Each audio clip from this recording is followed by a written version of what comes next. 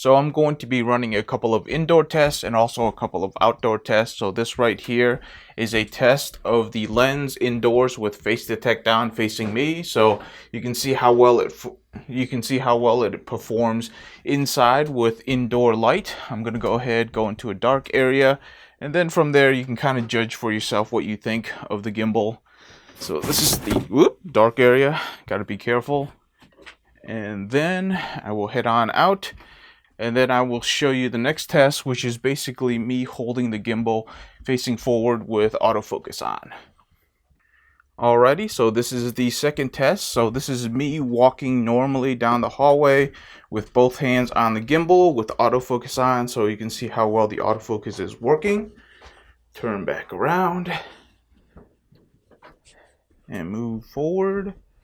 So again, just walking normally, autofocus on. And then we will go on to the next test. Alrighty, this is the next test, except the only difference is that I'm only going to be walking on the balls of my feet. So this is something that you would normally see when people are working on gimbals, which is they're not going to be walking normally. Instead, they're going to be walking on their balls of their feet, making sure that they can do as smooth of a walk as they possibly can. So very quickly before moving on, I just want to show you what you can actually do with this lens all the way at 10 millimeters, which is the widest it can go. This is something that you can only really do with the gimbal, because at 10 millimeters, if you were to do it handheld, it's actually very good, or it's very hard to make the picture look at least somewhat good, because 10 millimeters is super wide. But on a gimbal system, it actually doesn't look pretty bad. So I just wanted to give you an example of what that looks like. I personally think it actually looks pretty cool, but you're the one to judge on that one. But at 10 millimeters, a gimbal is definitely necessary, in my opinion, to be actually do any type of walking shots. Alright, so this is the outdoor test. This is pretty unscientific, but it'll get you an idea of what it looks like. I'm using the 10-24 again, set right around 14 millimeters. I have face detect on, and I'm just kind of holding it close to my body so that I can actually move around easily without tiring out my arms. In the shade right now, but it is a nice bright sunny day, just rounding a corner. This is pretty comfortable to actually walk like this, and I'm walking as normally as I can, just so that you see what it looks like when I'm just walking around. Gonna go ahead and turn back around, move around. Arms getting slightly tired, but you know, that's how it goes when you're carrying a gimbal with a camera system. It's not too bad so far, and I'm just gonna go ahead, turn around this corner. So this is what the focusing system looks like on the 10-24. No filters, in the shade a little bit, and overall I think it's probably going to turn out pretty well. Alrighty, this is the next test, and again I'm walking around. This time though, I'm actually holding it with two hands so that it's a little bit easier. It's going to be a lot more supportive. I'm going to be walking around kind of normally, not really trying real hard to walk on the balls of my feet, which is going to be the next test. But this gives you an idea of what motion looks like when I'm just walking around normally with the camera held in front of me. I have, again, two hands on the gimbal itself just to make it easy on me when I'm walking around. Really not that hard to support the gimbal with two hands. Still very lightweight, so this is much easier than facing towards me and having only one hand to work with. You can actually hold this gimbal for quite a long time if you do it at this rate, holding it close to your body while moving around.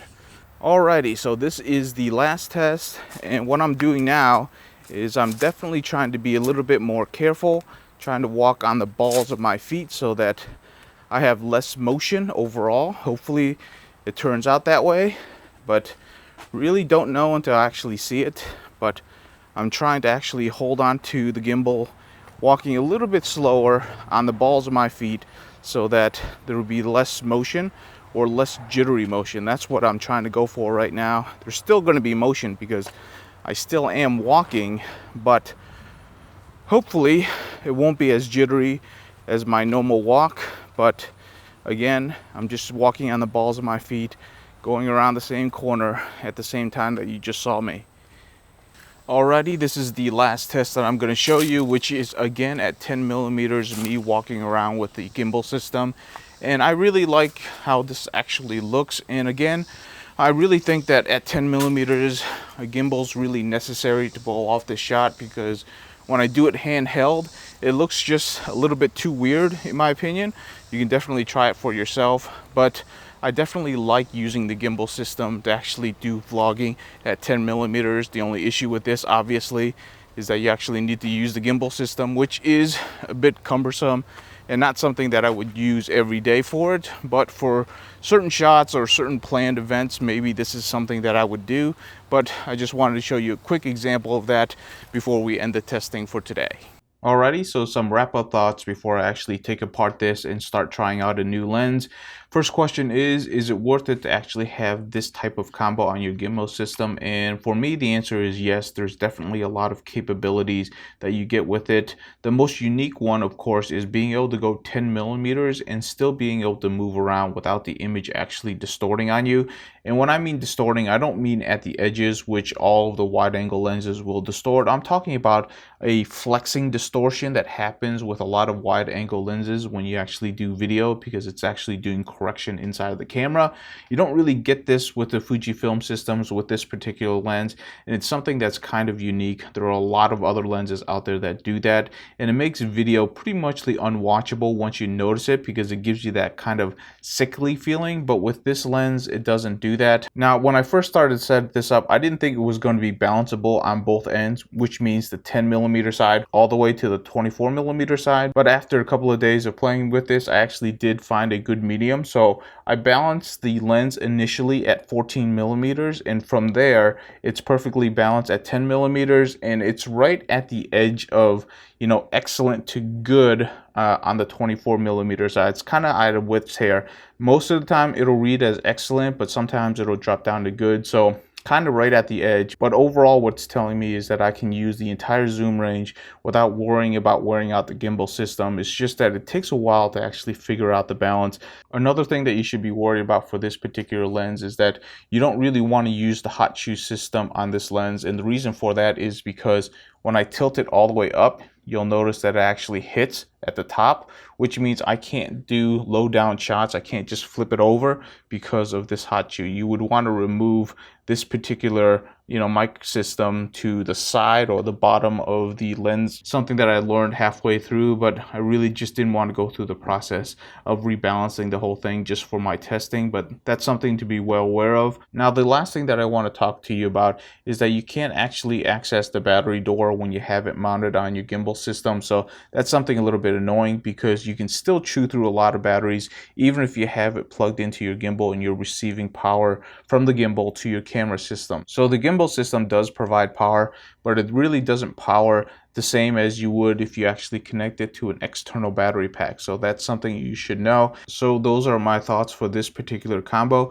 I definitely like this combo system. I definitely will come back to it. I might make a few tweaks to it, but I do prefer a lighter setup. So this is probably not going to be my primary setup. It's just that 10 millimeter look, I really like it, and that's something that I'll probably go back to. One of the things that I wish Fujifilm does in the future, maybe if the gimbal systems become more popular, is to make a 10 millimeter prime lens, an f4, kind of like this one with the same type of imagery. It would be awesome to have something like that for a gimbal system. Thank you so much for watching. If you have any questions, leave it in the comments below, and I'll see you in the next video.